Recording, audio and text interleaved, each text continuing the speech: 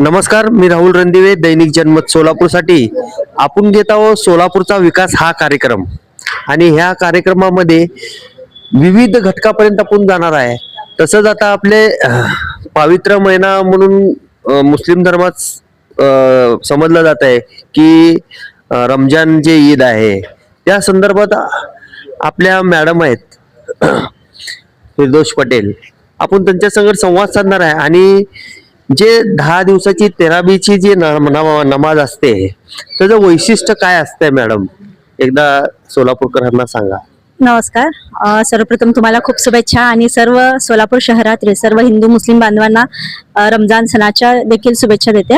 आता उद्या 10 दिवस पूर्ण होतील तरावीची नमाज आणि या महिन्यामध्ये कुराण शरीफ जे आहे, आमचे जे पवित्र ग्रंथ आहे तो प्रकट झालेला आहे आणि त्याचं पठण करणं हे खूप महत्वाचं आहे. तसं तर वर्षभर पठण करणे गरजेचं आहे, परंतु ह्या महिन्यात खास त्याचं प्रकट झाल्यामुळे आम्ही त्याची जास्त इबादत करतो, नमाज पडतो आणि महिला देखील तरावीची नमाज पडतात. जेंट्स देखील कोणी 10 दिवस नमाज पडतो, कोणी 30 दिवस पूर्ण ईदच्या पहिल्या दिवसापर्यंत नमाज पडतात आणि तरावीची नमाज अशा प्रकारे पूर्ण करतो. आणि उद्या 10 दिवस ज्यांचं पूर्ण झालेलं आहे त्यांनी पुन्हा पुढेही कंटिन्यू करू शकतात, परंतु ज्यांना जे व्यवसायामध्ये आहेत, ज्यांचा व्यवसाय आहे आणि जे बाहेर गावी आहेत, कामाला आहेत, तर त्यांच्यासाठी 10 दिवसाची नमाज पूर्ण होते. जसं ग्रंथ वाचलं जात आहे तसं हे पठण केलं जात आहे. काय नेमकं ह्या ग्रंथात तुमच्या त्या ह्याच्यामध्ये असतंय, कुराणामध्ये काय असतंय नेमकं? कुराणमध्ये असं आपलं दैनंदिन जीवन कसं जगायचं, आपण कसं आपल्याला आपलं दिनचर्या असली पाहिजे किंवा आपल्या ह्याच्यामध्ये कसे बदल झाले पाहिजे. जेव्हा आपण सर्वसामान्य जीवनामध्ये जगतो तर ते जीवन कसं जगलं पाहिजे, आपल्या ह्याच्यामध्ये किती आपण पेशन्स ठेवले पाहिजे, सब्र, नमाज, कुराण, जिक्र, ह्या सगळ्या गोष्टी, जकात, तुम्ही चॅरिटी करता, ह्या सगळ्या गोष्टी त्याच्यामध्ये ऍड आहेत. तर तुम्हाला एक जीवन कशा पद्धतीनं जगलं जातं ते कुराणमध्ये आहे आणि त्या हिशोबाने जर आपण जीवन जगलो तर नक्कीच माणसाचा विकास होतो, देशाचा विकास होतो आणि पूर्ण समाजाचा देखील विकास होतो.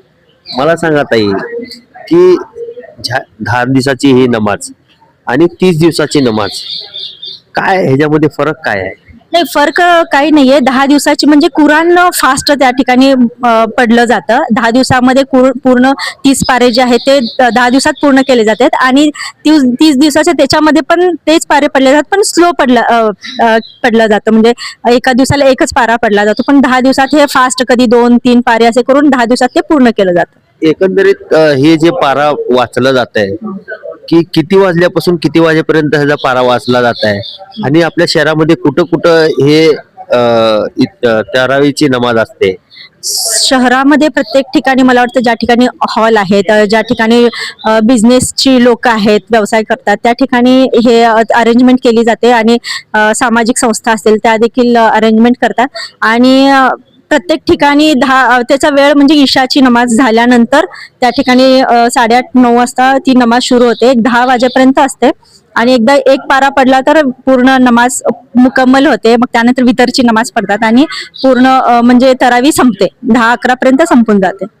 महिला ही नमाज पाठण करतात, त्यांच्यासाठी काय सुविधा सोलापुरामध्ये आहेत का असं तुम्हाला वाटतंय? मी स्वतः माझ्या यशोदा फाउंडेशन, आम्ही स्वतः माझी नगरसेविका म्हणून माझ्या घराजवळ म्हणजे माझ्या घराच्या गच्चीवर आम्ही महिलांसाठी स्पेशली त्या ठिकाणी अरेंजमेंट करतो आणि कुराणी हाफिज जे असतात ते त्या ठिकाणी येतात आणि पठण करतात. आमच्या महिला देखील कुराणी हाफिज जे बघत नाहीत, न बघता कुराण पठण करतात आणि त्यांच्या मागे आम्ही सगळेजण नमाज पडतो. असे वेगवेगळ्या ठिकाणी महिलांचे अरेंजमेंट आहे. मला वाटतं अचिवर्स मध्ये आहे, तिकडे हॅपी हॉलमध्ये आहे, आमच्या इथे आहे. खूप ठिकाणी महिलांसाठी वेगळी अरेंजमेंट केली जाते आणि बुरक्या पडद्यामध्ये त्या ठिकाणी अरेंजमेंट होते. का सगळ्याच हिंदू मुस्लिम बांधवांना तुम्ही काय सांगाल, सांगा? सोलापूर शहरातील माझ्या सर्व हिंदू मुस्लिम बांधवांना मी शुभेच्छा देते. हा सण सगळ्यांना एकत्रित घेऊन जाणार आहे, कुठलाही जात पात धर्म काही नाही. कुराण एक असं आहे की सर्व धर्माला घेऊन जाणार आहे. त्याच्यामध्ये खूप चांगल्या सवयी आपल्याला ज्या आपल्या दैनंदिन जीवनामध्ये आहेत, आपण कसं जीवन जगायचं हे त्याच्यामध्ये आहे. त्यामुळे जात धर्माचा इथे प्रश्न येत आहे आणि कुराण हे याच्यासाठी प्रकट झाले की सर्व माणुसकीसाठी आहे, सर्व इन्सानियतसाठी आहे. त्यामुळे इथे जात धर्म काही नाही. तुम्ही बघता की माझ्यासोबत आता आमच्या मनीषाताई असतील, आशा असतील, आम्ही हे सगळे मिळूनच राहतो आणि कधी आम्हाला जात धर्म कधी वाट नाही. ते देखील आमच्या इथे रोजा इफ्तारसाठी आम्हाला स्पेशल असं आम्हाला हे आणून देतात, फ्रुट्स वगैरे आणून देतात.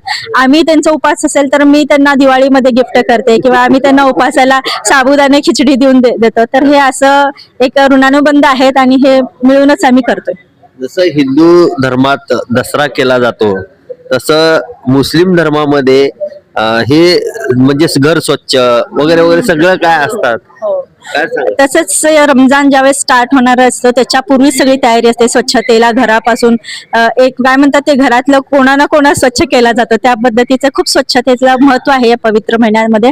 आणि ह्याच्यावरून असं कळतं की आपण म्हणजे नेहमी स्वच्छ राहणं खूप गरजेचं आहे. आणि आमच्यात पाकी आधा इमान हे असं म्हणतात ना, तर आपण जेवढं स्वच्छ राहील तेवढं आपल्याकडे फरिश्ते म्हणतात किंवा तेवढं आपल्याला चांगलं आनंदित राहतो आपण. तर स्वच्छतेला देखील तेवढंच महत्व आहे.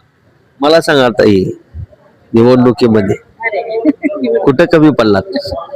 निवडणुकीमध्ये मी कमी पडलेले नाही, पण काही लोकांचे साजिश म्हणजे काय म्हणतात, लोकांनी जे प्लॅनिंग केलं, षडयंत्र रचलं, खूप लोकांचा हात होता त्याच्यामध्ये. आणि लोकांनी तर खूप मदत केली मला. मला वाटतं फक्त 200 मतांनी माझा पराभव झालेला आहे. आणि जास्त काही नाही, मी जेवढे हायेस्ट मत भाजपने घेतले त्याच्या बरोबर मी मतं घेतलेली आहेत. लोकांनी भरभरून प्रतिसाद दिला. हिंदू मुस्लिम माझ्या सर्व लोकांनी मदत केली. परंतु काही लोकांच्या षडयंत्रामुळे, जसं की त्या ठिकाणी राष्ट्रवादी असेल, मग इतर पार्टी असेल, त्याच्यामुळे काही पराभव आम्हाला पत्करावा लागला.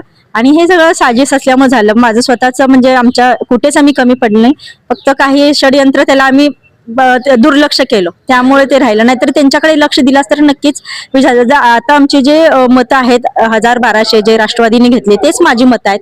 आणि जवळजवळ माझा 1000 ते 1500 मतांनी विजय झालेला आहे, पराभव झालेला नाही. मला सांगा ताई, निवडणुकीमध्ये तुम्ही काँग्रेसच्या बरोबर होता पूर्वी, आणि का बरं MIM तुम्हाला पकडावा लागली पक्ष हा?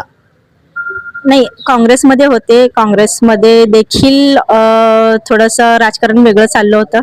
आणि मला असं कळलं की लास्ट मुमेंटला की दिलीप माने साहेबांचं झालं, जसं माझं पहिल्या लिस्टमध्ये नाव आलं आणि त्यानंतर AB फॉर्म देणार नव्हते असं ज्यावेळेस मला कळलं, तर मग त्यावेळेस माझ्याकडे दुसरा ऑप्शन नव्हता, त्यामुळे मी MIM मध्ये गेले.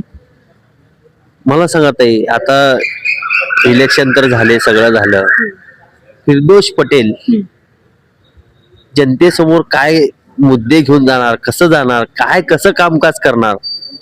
मुद्दे आता बघा, 4 वर्षापासून इलेक्शन नव्हते तेव्हा देखील लोकांची कामं झाली. ज्यावेळेस कोरोना झाला त्याच्यानंतर देखील इलेक्शन नव्हते आणि आम्हाला कधी फील झालंच नाही की नगरसेवक होतो किंवा नव्हतो. जसं ट्रीट आम्हाला नगरसेवकांसारखं होतं तसंच आता सध्या देखील लोकांच्या आता देखील फोन येतात ड्रेनेजसाठी, लाईटसाठी, पाणीसाठी.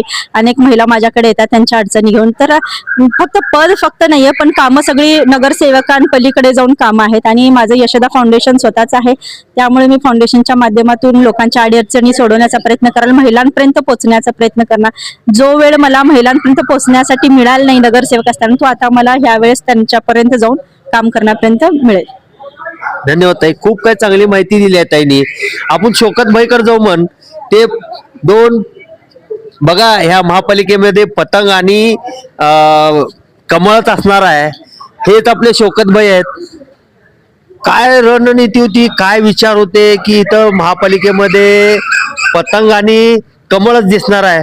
तुम्ही नटरंग राजकारणाच्या कार्यक्रमामध्ये बोलले होते आणि तुमचं हे शब्द खरं झालेला आहे. काय तुम्हाला अभ्यास होता तेव्हा? नाही, हे बघा, सोलापूर महानगरपालिकेत ज्यावेळी निवडणूक लागली आम्हाला 100% खात्री होती की साधारणतः 20 सीट तर पतंग ह्या महापालिकेत दिसणार.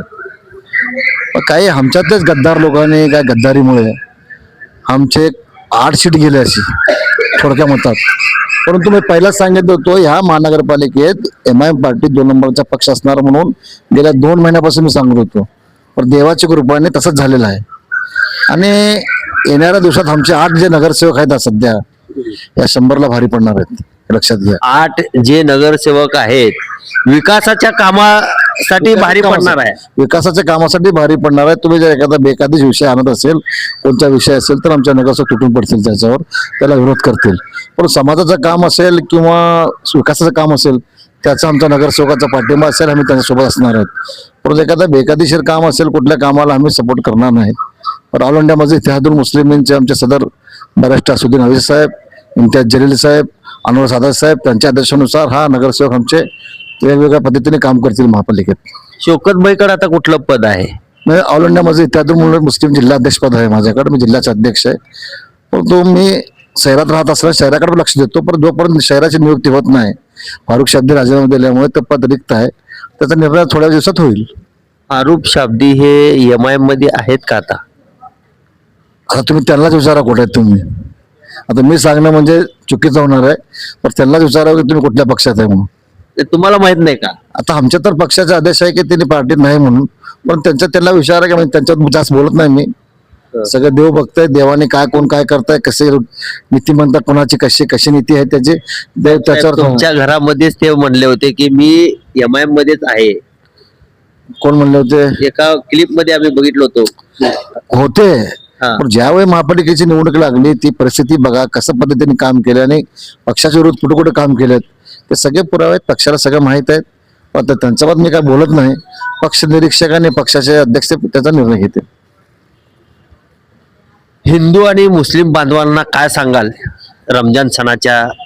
हे बघा, ह्या शहरात हो, देशात हो, महाराष्ट्रात असो, काही मुठभर लोक दोन समाज ते निर्माण करतात, परंतु हा देश हिंदू मुस्लिम एकत्र राहून चालणार आहे आणि चालत राहणार आहेत. कधी आम्ही भेदभाव, कधी मुस्लिम कधी हिंदू मी करणार नाही, करत राहणार पण नाहीत.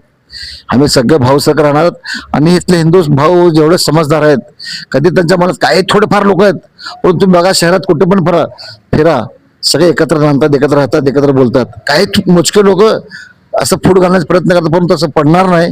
आम्ही सगळे एकत्र राहून एकत्र काम करणार. खरंच सगळेजण एकत्र येऊन काम करायला पाहिजे, शौकत भाईचं बी म्हणणं आहे. खरंच या पवित्र महिन्यामध्ये, रमजानच्या पवित्र महिन्यामध्ये सगळे आपण सोलापूरकर हे MIMचा आहे, तो मुस्लिमचा आहे असं नाही करायला पाहिजे, असं नाही व्हायला पाहिजे. यांची बी धारणा तेच आहे आणि दैनिक जनमतची बी धारणा तेच आहे. आपण सगळे मिळून आपल्या सोलापूरचा विकास करू, ह्या नावाचा चांगला उपयोग करून आपण सोलापूरचा विकास करू. मी राहुल रणदिवे सह चंदन बोलू, सोलापूर न्यूज.